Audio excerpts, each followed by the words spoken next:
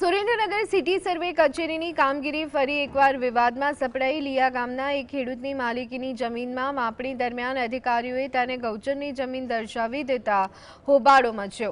આટલું જ નહીં, ખેડૂતોના ઊભા પાક અને વાવેતર પર પણ જેસીબી ફેરવી દેવામાં આવ્યું, જેના કારણે ખેડૂતને આશરે 15 લાખ રૂપિયાથી વધુનું નુકસાન થયું હોવાનો અંદાજ છે। સિટી સર્વે ભવનના અધિકારીઓની આવી જોહુકમી સામે ખેડૂતોમાં ભારે રોષ જોવા મળી રહ્યો છે। વારંવાર વિવાદોમાં રહેતી આ કચેરીની બેદરકારી સામે ભોગ બનનાર ખેડૂત હવે ન્યાય માટે કોર્ટના દ્વાર ખખડાવ્યા છે। ખેડૂતોનો આક્ષેપ છે કે પુરાવા હોવા છતાં તેમની માલિકીની જમીન હડપવાનો પ્રયત્ન કરવામાં આવ્યો।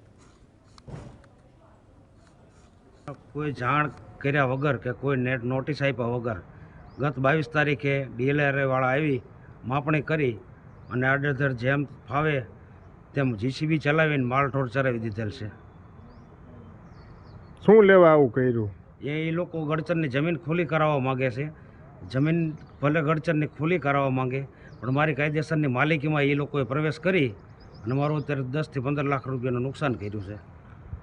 શું પ્રશ્ન શું છે તો આવું થયું? એટલે મને મારી એ લોકો ભલે એમની ગડચરની જમીન નીકળતી હોય, હા તો એ લઈ લે, પણ મારી માલિકીની જમીન તો મને પૂરી પાડી દેવી જોઈએ ને। મારી 34-29 વીઘા જે જમીન થાય તો એ જમીન અત્યારે એ લોકોએ માપમાં લઈ લીધી છે।